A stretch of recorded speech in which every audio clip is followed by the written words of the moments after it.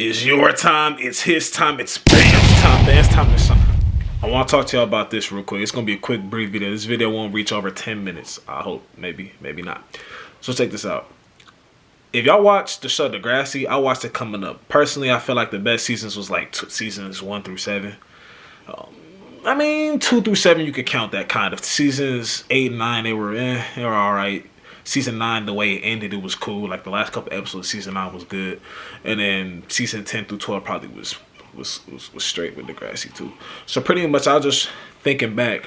It's important for us to know how TV really does teach you a lot of things, but it's good to understand that there's the entertainment and then there's the real life stuff that happens. But you gotta be able to separate the two and dissect and remember like which one is which one's just entertainment, which one's the one that, you know, happens in real life. Because I can't count how many times I'm watching something, I'm like, bro, that happened to me in real life. Like, oh, that's how you do that, this how you do that in a movie or TV show. You really do learn a lot from watching something, watching a video, watching TV.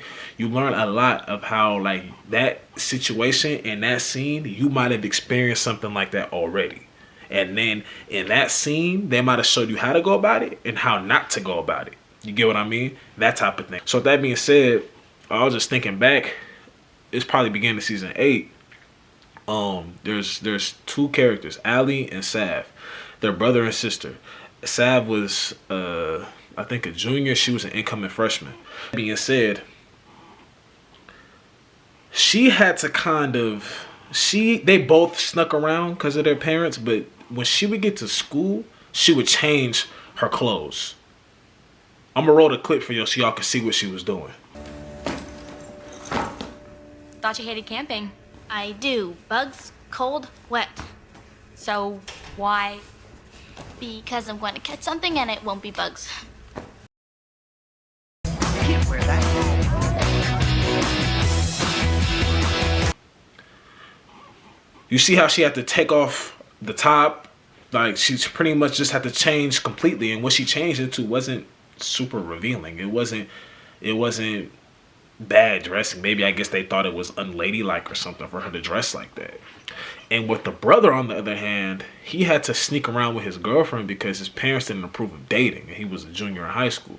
His parents didn't approve of dating, and he had to date, I guess, somebody of his culture or of his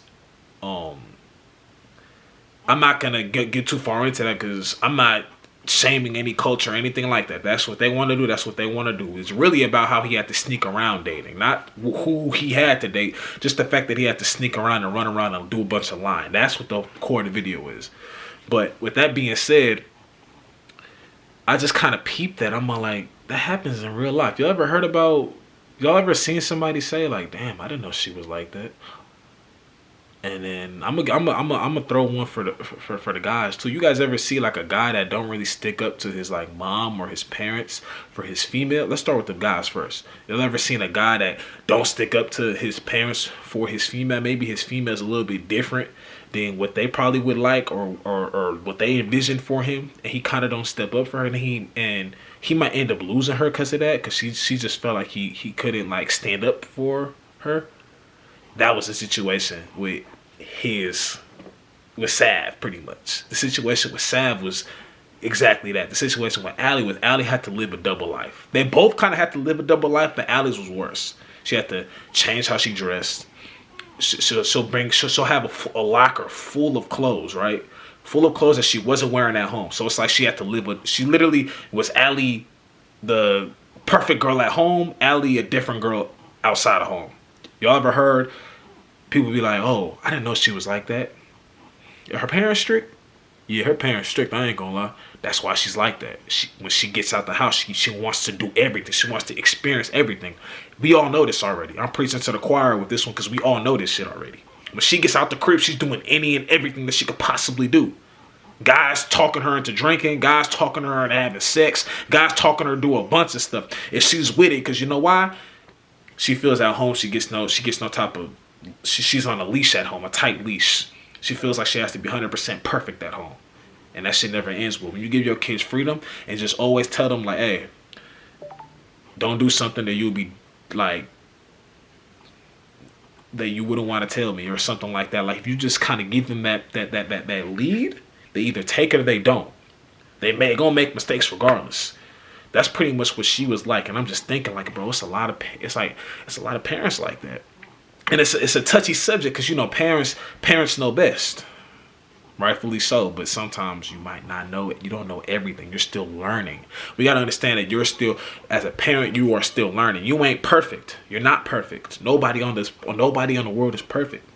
And sometimes parents don't want to own up and say that they're wrong about something. I could have went about that differently. I could have did this different. I could have did that differently. And then it goes on for years and years and years. And then you finally hit a reality check like, damn, this is probably why so-and-so didn't tell me nothing. This is probably why they didn't tell me nothing. Why? Because I never allowed them to make a mistake. I never allowed them to do this. Imagine a girl, she has a locker full of clothes. She literally lives a double life. At home, she's this girl. At school, she's this girl.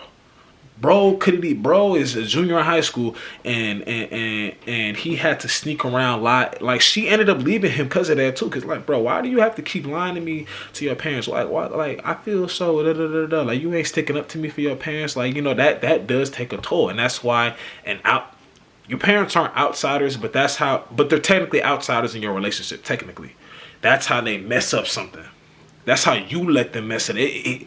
She loved him. But that was she didn't like right there. That was something when she felt like you couldn't stand up for me. Oh, it was a wrap after that. They broke up like once or they broke up like 2 times. But I think the second time it was a wrap. You know what I mean? With her, the daughter, Allie, she ended up losing her virginity at like 14. And I'm not judging that.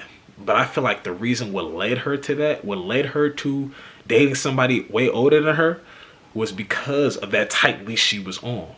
You can hold her accountable all you want, and I always hold people accountable. But the tight leash she was on, cause we ain't judging a 14-year-old losing that. That's not what that's even about. That probably only happened because of the tight leash she's on. If she had gotten a little more freedom, a little more space, because when she started to get that later on, she started to think more responsibly. You get what I'm saying? It's a known fact when you are too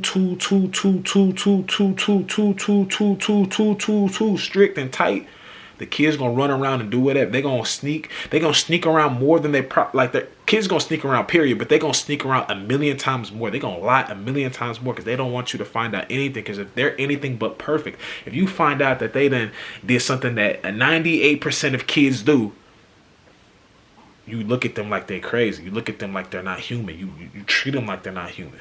That's what happens. And that's a self-reflection on a parent. That's on them. They have to be like, all right, you know what? How is it like? That's what kids do. I'm not saying every kid literally is going to... Kids are going to do the same thing. You can't try to punish a kid for doing the same thing that another kid... Like, certain mistakes revolve around. Like, you might have found out, like you might have found out the girl had a vibrator or something, or she was like masturbating or something. You tried to make her like she got a vibrator or some sex toys or whatever. You tried to make her sound like she was a criminal or something. Like, bro, that is normal, but it's how the parent responded to it that made her feel so uncomfortable. It's normal. But that happens, like I said, households are different, parents are different, but it's good for the parent to understand, like, bro, this is normal. You're treating her like she's not normal. You're treating the son like she's not normal. If the son or daughter has to keep running around doing stuff, the reason they're running around sneaking behind your back doing stuff is because you act like you don't let them live their lives. They have to live a double life. That's why they lie to you. They're not comfortable telling you anything because you tried to put that. You got the leash. You got the leash squeezed like tight, but that you're about to choke them literally with that leash that you have on them. You gotta let that shit. You gotta keep that shit a little loose. You can't have that shit like they can't even breathe type shit. You know what I mean? Y'all make sure to like this video, subscribe, leave a comment if you agree on what I'm doing or what I'm saying. And I'm out, man. Rest in peace to Kari. Rest in peace, X. Rest in peace to my grandma. Both our grandmas. And I'm out. Bam.